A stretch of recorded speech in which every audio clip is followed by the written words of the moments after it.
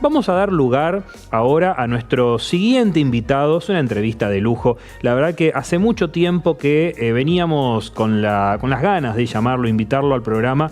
Y bueno, una alegría que finalmente pudimos coincidir. Lo invitamos a acercarse al sofá a Pablo Conde. Él es un artista freelance, argentino obviamente. Comenzó haciendo cómics y luego incursionó en el mundo de la animación.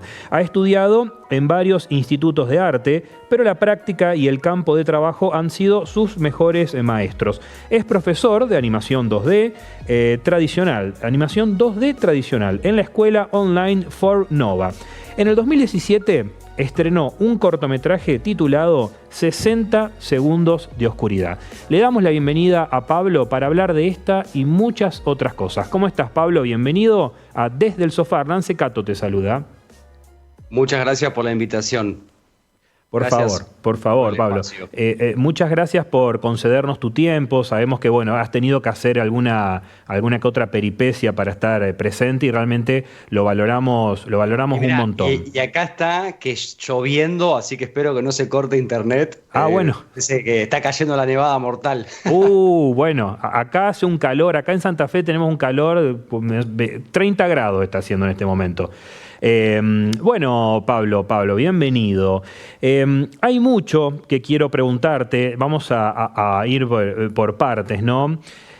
Vos trabajás con ciencia ficción porque sos animador, sos ilustrador, animador 2D, trabajás desde la ciencia ficción, trabajás desde la fantasía.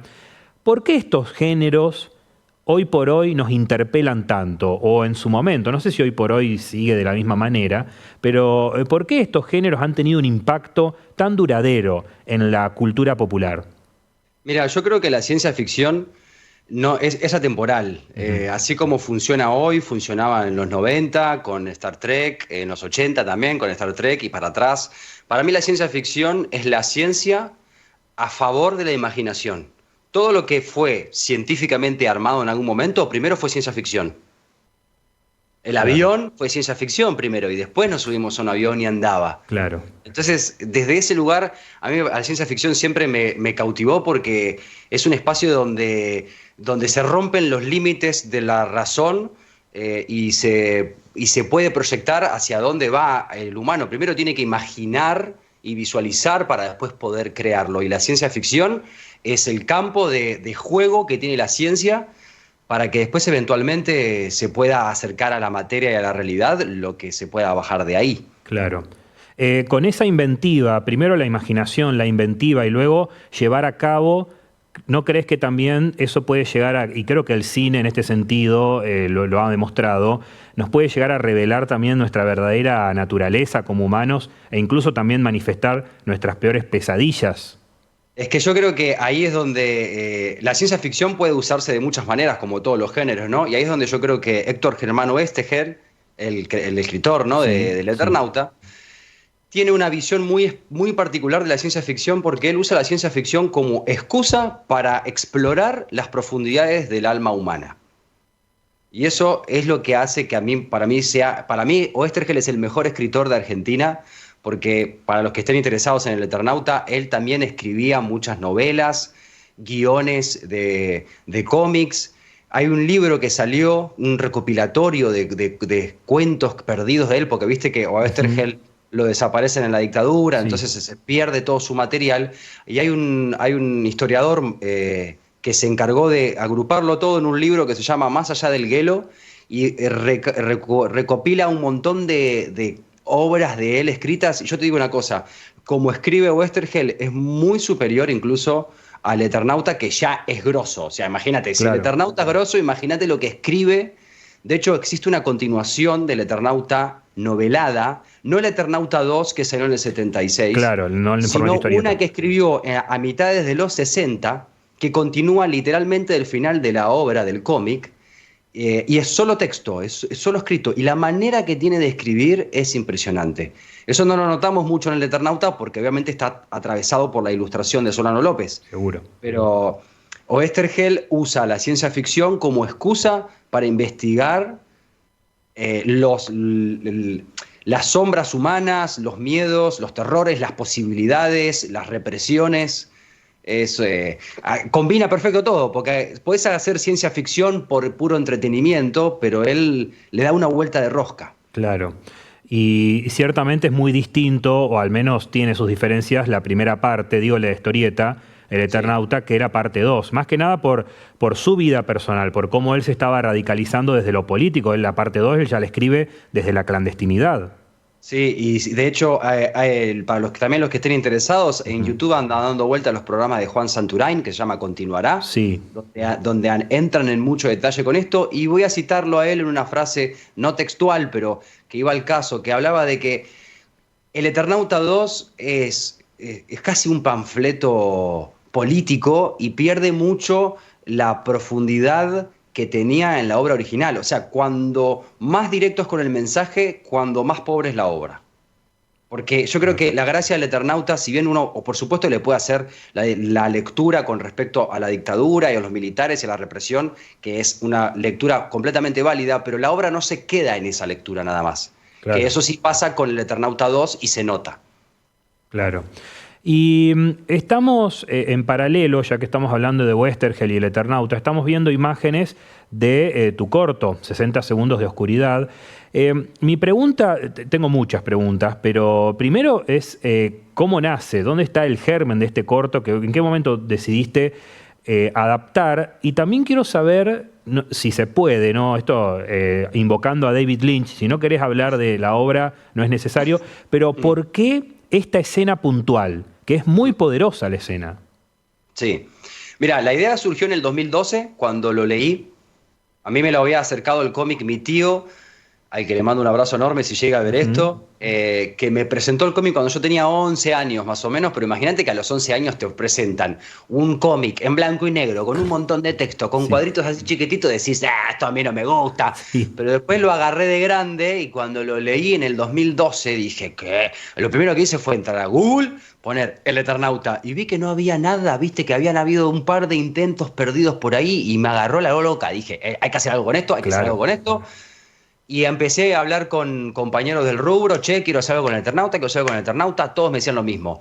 No, que es con el tema de los derechos de autor, porque como justamente al creador lo habían desaparecido, había, porque ahora ya está todo resuelto, pero había todo un tema con los derechos de autor de la obra que no había manera de acercarse. Yo dije, no me importa, lo vamos a hacer igual porque esto es un homenaje sin fines de lucro, no había una intención económica detrás. Empecé a juntar loquitos que se coparan con la idea y el primero que llamé fue a Javier Tedín, que fue mi profesor de animación y ahora es amigo de la vida, y con él lo empezamos a cranear y fue él el que vino con esta escena, porque me dijo, ¿qué te parece si vamos con esta escena? Que la empezamos a analizar y si vos te das cuenta, el Eternauta se puede dividir en 3 partes. Y este es el final de la primera, que es toda la etapa Robinson Crusoe, como la suelen referirse, que es esa cuestión de el hombre encontrándose ante la gran adversidad de la nevada y lo primero que tiene que pensar es en protección y supervivencia. No se sabe nada, yo solo sé que tengo que sobrevivir y todo lo que haya afuera puede ser un peligro. Y esta escena es la última, porque después de esto ya los encuentran los militares y se van para River. Claro. Es el final del primer arco. Claro. Y casualmente es muy loco porque vos abstraes esta escena y Juan y Faba son 2 espectadores. Los personajes principales de 60 segundos de oscuridad no son Juan y Favali, son los otros 2. Y eso es lo que lo hace como loco, porque funciona como corto en cierto punto, en sí mismo, y a la vez para mí es como la fotografía de lo más esencial que tiene esta obra, ¿no? Esa desesperación ante una situación que te sobrepasa por todos lados y que sos consciente que estás perdiendo el control. Claro, y la cercanía de la muerte también, ¿no? Como una vía de escape casi. Pero, y además en algo tan chiquito, ¿no? O sea, hay un tocadisco, un tipo que se tira por la ventana y 12, nada más. No hay una cosa de muerte épica, claro, sino es más bien de desolación, de vacío, de apagar todo y que quede lo menos posible. Que a veces es lo que más, a lo que uno más le huye. Claro. Y bueno, y ahí surgió esta escena, que fue como Al toque después de eso ya a Pablito se lo llevan en un auto, eso ya enseguida, ya retoma rápido la acción. Encima hay un detalle muy loco, nosotros tratamos de cuidar lo más posible los diseños de personajes, que en el caso de Favali fue más fácil, pero Juan cambia todo el tiempo en el cómic, cambia de dibujo, en la animación uno tiene que mantener un modelo. Y si te fijas, la casa donde sucede la situación es una casa media moderna que no tiene nada que ver con el resto del entorno. Y literalmente está así en el cómic. Yo no sé, ahí yo hice una película mía, como si eso hubiese sido una especie de espacio, línea, tiempo, pero hay algo ahí, yo creo que eligieron específicamente en esa escena poner una casa distinta. Es particular lo que sucede en esa escena. Y nada, por eso fue que dijimos, vamos con esta. A ver, podríamos haber ido con escenas con los Gurbos, con la escena con el Mano, lo típico, ¿no? Tal cual. Pero justamente queríamos ir por otro lado, no ir por el camino evidente que llama la atención de una manera visual, pero no tanto desde lo narrativo. Claro. Me imagino además que habrá sido realmente una odisea, porque la animación, convengamos que no es algo fácil de lograr, pero en algún momento se les cruzó a expandir, o sea, a adaptar también otras escenas, Mirá, hacer la idea más. original, la idea original era armar esto como muestra para hacer la serie animada entera. Yo tenía desglosado todo el cómic en 10 capítulos. 10 capítulos de más o menos 30 minutos, de entre 30 y 40 minutos de animación, contaste todo el Eternauta.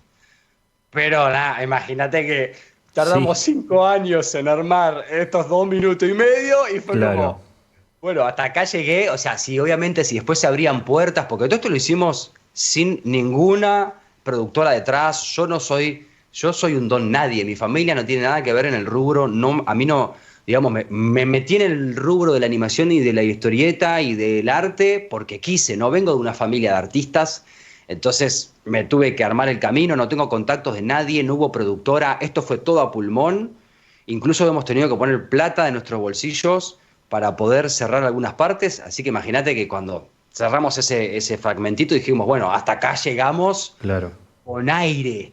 Si hay plata de por medio, bueno, se puede negociar y obviamente que se puede armar una serie, pero no fue el caso. Y tiempo después, bueno, apareció la gran N roja y dijo, ¡ja!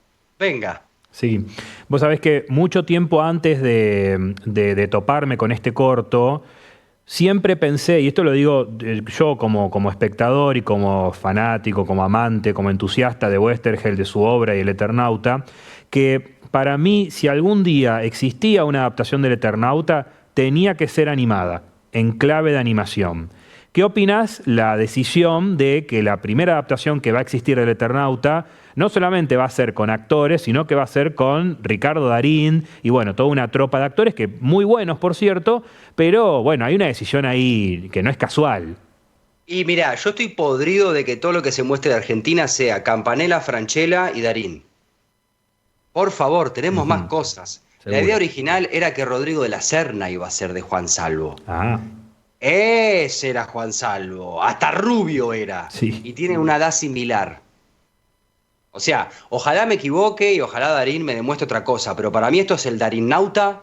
Funciona porque Darín vende, porque metió Oscar, entonces adentro.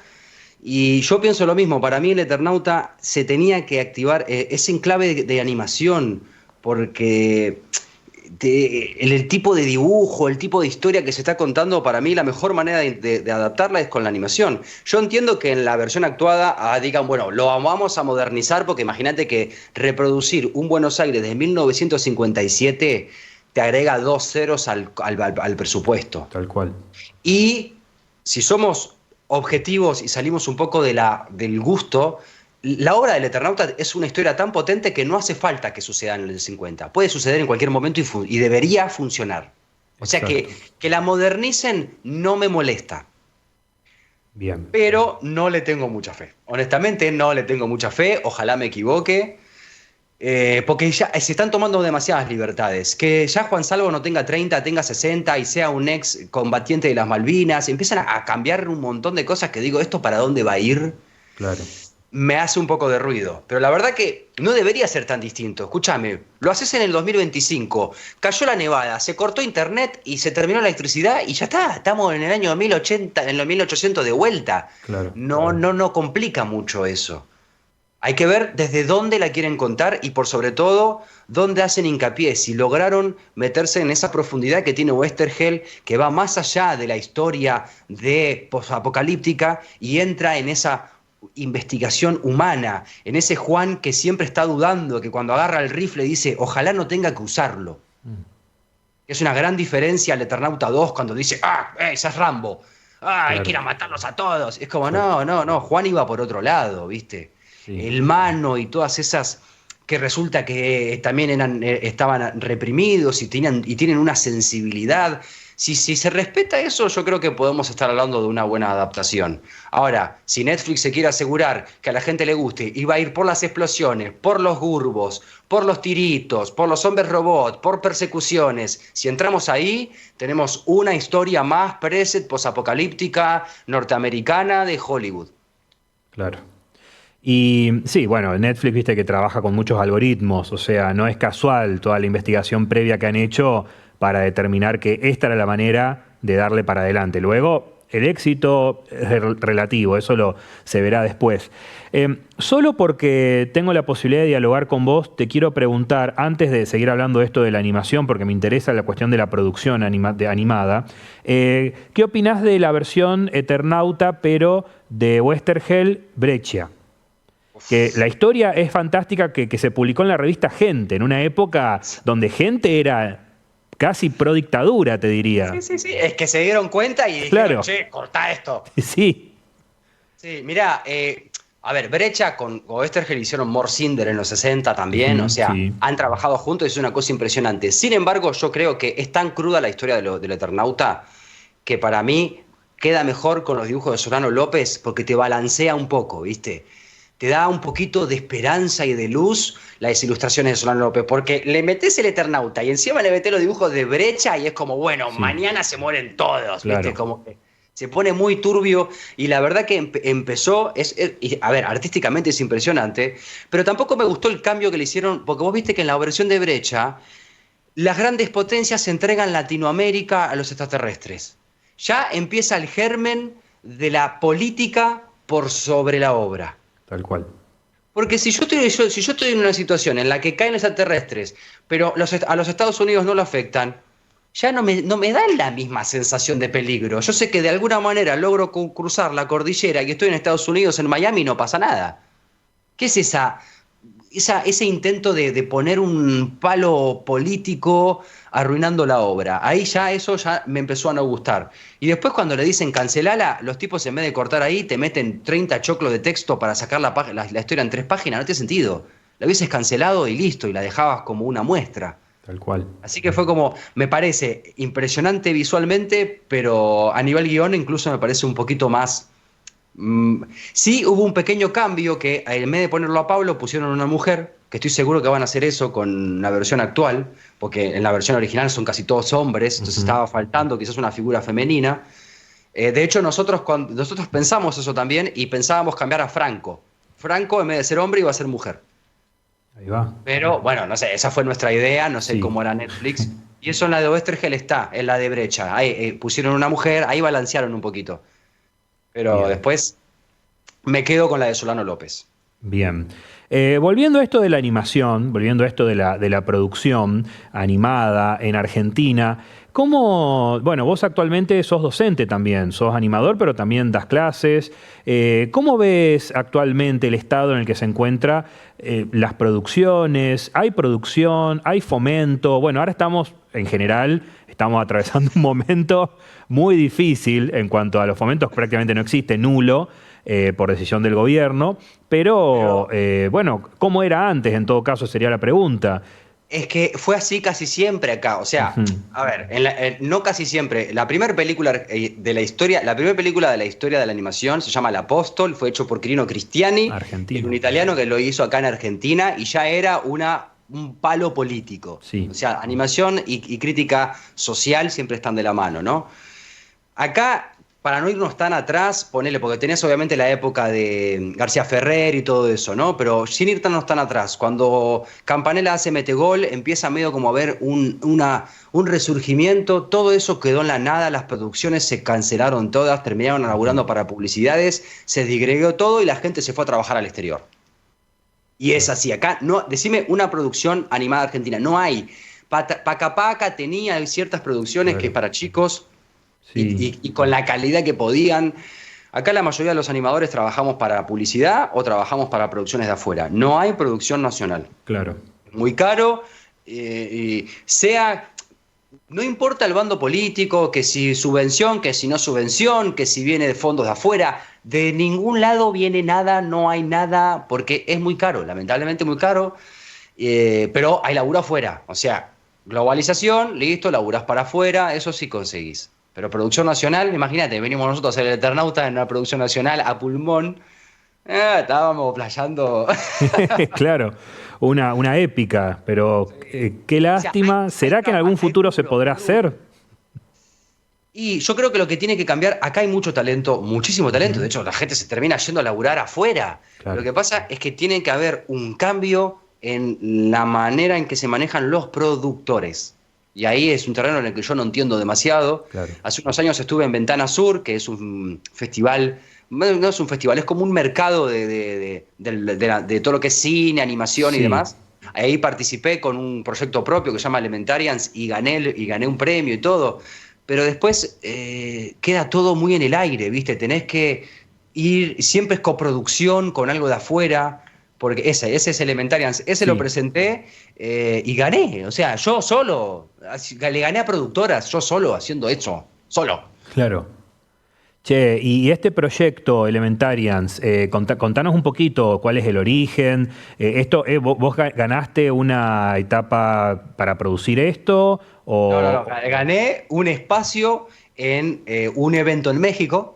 Para seguir haciendo el recorrido de festivales y de toda cómo se maneja esa industria, pero no me pagaban ni el hospedaje, ni el transporte, ni la comida, ni el avión. Yo tenía que vender un riñón para irme a México. O sea, soy una realizadora independiente, no tengo para bancarlo. ¿Me explico? Sí. Y ahí es donde me empecé a golpear con esa realidad que está pensado para productoras.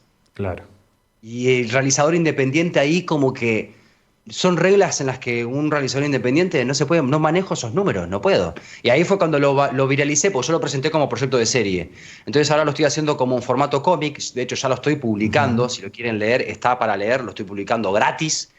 Está en el Instagram, está el link, lo tengo en Webtoon, porque lo hice en formato webcomic, viste, que se lee todo hacia abajo, como para adaptarme a los formatos nuevos. Digo, ya que todo el mundo tiene celular, lo podés leer desde el celular y no tenés que andar leyendo un cómic en una hoja que, viste, se lo mostrás a un pibe de 20 años y mira una hoja y dice, ¿qué es esto? Hay tinta sobre papel, no entiendo. Claro.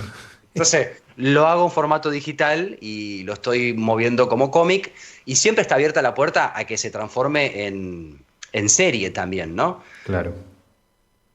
No sé, veré, este es un proyecto propio, lo empecé un año antes de terminar el Eternauta, yo ya estaba gestando la idea, hace 8 años que lo vengo trabajando Bien, esto es pura, por lo que vemos, fantasía. Fantasía. Sí, fantasía, aventura y fantasía. Bien. Pero con el mismo concepto, o sea, es una excusa, porque en realidad todo va muy hacia la búsqueda interna. La temática principal de la obra es la represión. La represión en todos sus sentidos. La represión de un gobierno hacia la gente, porque esto es como X-Men, ¿viste? Hay gente que tiene habilidades y hay gente que no, y el uso de esas habilidades es regulada por el gobierno, así que hay muchísimo de crítica social, pero también habla de la represión interna que tiene cada uno, de la represión que uno aplica hacia los demás. Entonces es una historia de fantasía, pero es la excusa. Es la excusa para poder mostrar de manera más visual cuestiones más psicológicas. Claro. Y sentís, o al menos como espectador, a veces sentimos que todo lo que es animación 2D está desapareciendo, está dando lugar, hace poco ganó el Globo de Oro y que probablemente gane el Oscar, Flow, que es una película que ya está hecha en una plataforma donde hacen animaciones para videojuegos. Sí, Pero la vi. la animación 2D es una lástima que por ahí ya esté casi en desuso, te diría. Sí, sí, sí, sí, sí, está. Tenés ahí ciertas, por ejemplo, Arcane, que le dicen 2.5D, ¿viste? Que es Sí, animación 3D, pero con mucho trabajito de 2D encima. ajá, Pero después como producciones full en 2D, y te tenés que meter en Francia, te tenés que meter en Finlandia, te tenés que meter en el Annecy, está como muy de nicho. Sí se usa mucho para series. En claro, serie sí se hace mucho 2D, pero es 2D más cutout, ¿viste? Es un 2D donde por recorte mueven los personajes. Animación tradicional, como lo que hicimos en el Eternauta o como lo que hice yo para Elementarians, animando las luces y las sombras en cada cuadro. Es como, sí, nada, sí, ¿viste? Como si grabara un disco en un vinilo ahora. Más o claro. menos es esa la analogía. Eso es como un Pero a mí Quirino me gusta el Cristiani, 2D y yo le sigo dando al 2D. Hay trabajo, no es que no hay trabajo, hay muchas publicidades que se hacen en 2D. claro, Piezas cortitas de 2D se pueden hacer. Lo que se complica es la producción a largo plazo en 2D. Porque claro, ya enseguida te conviene hacerlo 3D o te conviene hacerlo cutout, porque creás la preproducción, te toma un poco más de tiempo, pero ya después reutilizás. claro, En cambio, la animación tradicional, pero de todas maneras, por si hay alguno interesado, no se asuste, no es que, entonces animación 2D no sirve, es la base. No importa que hagas 2D, que hagas 3D, que hagas stop motion, las bases son todas las mismas. Entonces, aprender animación 2D es como aprender es la piedra angular de claro. todas las demás animaciones. Claro. Y hay estudiantes interesados, vos que sos docente, ves Sí, que sí, hay sí, yo jóvenes doy clase de interesados. eso. De hecho, ahora estoy preparando, el mes que viene voy a sacar un curso online, ya pregrabado, explicando todas las herramientas de cómo el Clip Studio, que es el programa que uso para animar, y lo explico todo en profundidad, porque se usa muchísimo. Además, a ver, anime, Japón. O sea, Sí, si vamos a hablar de 2D, o sea, hay producción. Lo que pasa es que obvio. los japoneses no importan, solo exportan. Pero Japón tenés 2D, andá a hablarle a los japoneses de 3D. Te hacen tres cosas nomás, después es todo 2D. Claro, O sea, hay producción. Lo que pasa es que no hay productoras, hay que generar la industria. No es que el género o la técnica 2D murió. No se está aprovechando. Mirá la cantidad de animes que hay y son todos hechos en 2D. Porque además es un 2D digital. Ahora animás directamente con la tableta. No es que animás en hoja, le sacás, lo escaneás como se hacía antes. Se puede producir 2D. claro. Hay que ver la peli, hay que visualizarlo y eso tiene mucho que ver con conseguir los números, eso es con productores y ahí es donde mi cerebro hace y no entiende Claro. más nada porque no es mi terreno. No, claro, y además es un área compleja porque producción básicamente en gran medida lo que hace es procurar el dinero y ahí tenés que moverte mucho siendo productor en ese sentido. Y hoy es difícil por todo lo que está sucediendo, es muy complejo, es muy complejo. Sos como una especie de Quirino Cristiani moderno, si se quiere, que él también hacía todo, hacía el recorte, el collage, el cuadro por cuadro, una cosa faraónica. Bueno, igual yo en el Elementarians le pagué a un artista, el mismo que diseñó los personajes del Eternauta, que se llama Javier Domenicini, Ujú. me hizo los fondos del tráiler, porque yo fondista no soy, pero Bien, después todo lo demás sí, lo hice casi one man production, ¿viste? O claro, sea, claro. boceto, diseño de personajes, animación, sonido, lo armé yo, pero lo mandé a masterizar, pero lo armé yo, el sonido también, postproducción, manejo After Effects también, así que pasé por ahí. A la vez, obviamente, es esa cosa del artista loco, me gusta toda esa cosa de estar creando de la nada algo, pero la verdad que también con el correr del tiempo, tardamos 5 años en hacer el homenaje al Eternauta, y yo 8 años haciendo Elementarians, es como que son procesos muy lentos. Y no, yo no aprendo de que lo tengo que simplificar. No, claro, claro, obvio. Ahí es donde ¿Y, entra. y qué depara el futuro para Pablo Conde? ¿Hay algo en vista? ¿Algún Ahora estoy proyecto en sacando. desarrollo? ¿Algo en Sí, vista? en desarrollo está Elementarians, Ujú. que estoy publicando todos los meses un capítulo nuevo de cómic. Lo pueden ver en el Instagram del proyecto. Tengo un Instagram aparte, solo del proyecto, Bien, como para ir publicándolo.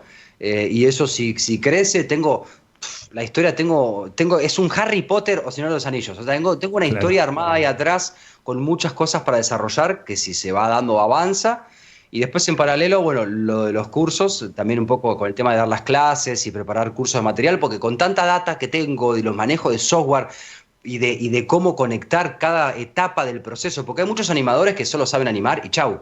Pero después Claro. la animación se pasa a postproducción y antes de la animación está el storyboard. Entonces yo Eso. como que sé de todos los caminitos, entonces quiero bajar esa información para que quede y eso subirlo como cursos. Y después nada, como artista freelance abierto también, a mí me gusta explorar. Si te fijas, el Eternauta tiene una estética completamente distinta a Elementarians y si después entras a mi portfolio te encontrás siempre con cosas distintas, así que estoy abierto a... Me gusta hacer videoclips para bandas. Trabajé para una banda heavy metal norteamericana que me daban libertad artística para hacer lo que yo quisiera. Y un poco es ver que se vayan abriendo los caminos. Yo estoy atento. Qué bueno. Y te pregunto, solo porque estamos cerca, ¿alguna vez anduviste por la Crack Bang Boom acá en Rosario? No estamos en Rosario ahora, pero en la ciudad santafesina de Rosario.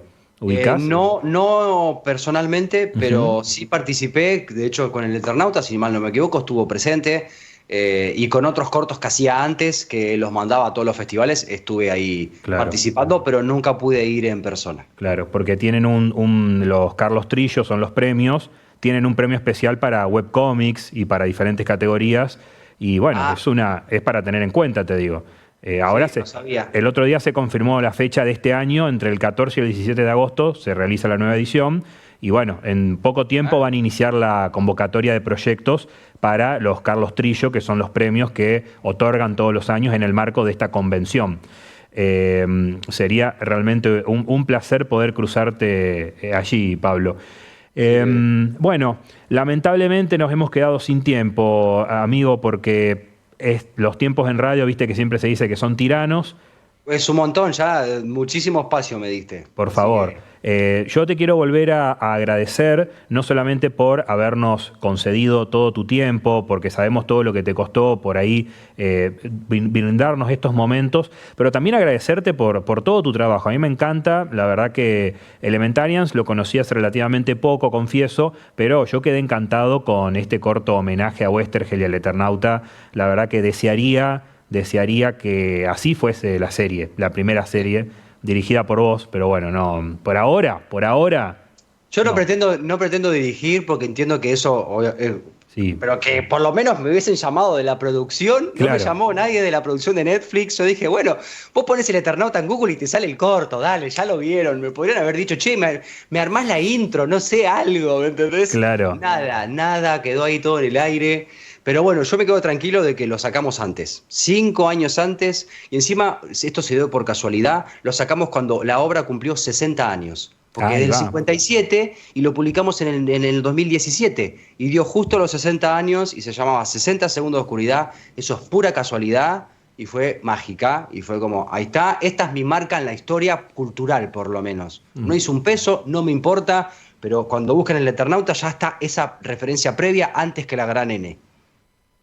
Bien, Pablo. Bueno, muchísimas gracias. Entonces, felicitaciones por todo tu trabajo y todo el equipo de este programa de Desde el Sofá queda a disposición para más adelante una nueva salida, una nueva charla. La verdad que a mí me encanta el tema de la animación. Me parece que siempre quedan temas para hablar vinculados con esto. No te pregunté tus ídolos por ahí norteamericanos o de otras nacionalidades. Qué sé yo, a mí me gusta mucho Richard Williams, por ejemplo, ¿no? Sin dudas un pionero, el creador del dibujo de la Pantera Rosa. Richard Williams, el de Roger Rabbit. Claro, correcto. Es un tipo que conocido porque él, en lugar de recortar, agregaba más fotogramas a su animación, entonces le daba una fluidez como pocos. Estaba loco, ya hoy Claro, no funciona eso, ¿viste? Él claro. estaba. Y también Yo aprendí con él. O sea, de ¿Cómo? videos de él. Hay videos de Richard Williams en Ah, YouTube.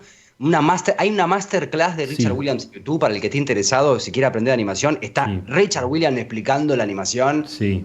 Insuperable. Y está el libro, que es como una Biblia de la The animación Animation 2D. Survival Kit. Esa habla del libro, pero en vivo. Claro, claro. También a él le han quedado más de un proyecto truncado, así que bueno, no hay que, al menos no te sentís De solo en Tiffany de eso. Clover, ¿no? El ladrón y el zapatero. Es buenísima esa película. Que salió una versión como recopilatoria de Sí, los pedacitos que encontraron como para zafar. Y él era un buscador del de la excelencia y del perfeccionismo, era Richard Williams. sin dudas. Pablo, nuevamente, muchas gracias. Ha sido un placer enorme dialogar con vos y conocerte un poco más a fondo. Y bueno, será hasta la próxima. Igualmente, te agradezco la invitación y estoy para tertuliar lo que quieras cuando quieras. Así será, te tomo la palabra. ¿Ah? Un abrazo. Saludos.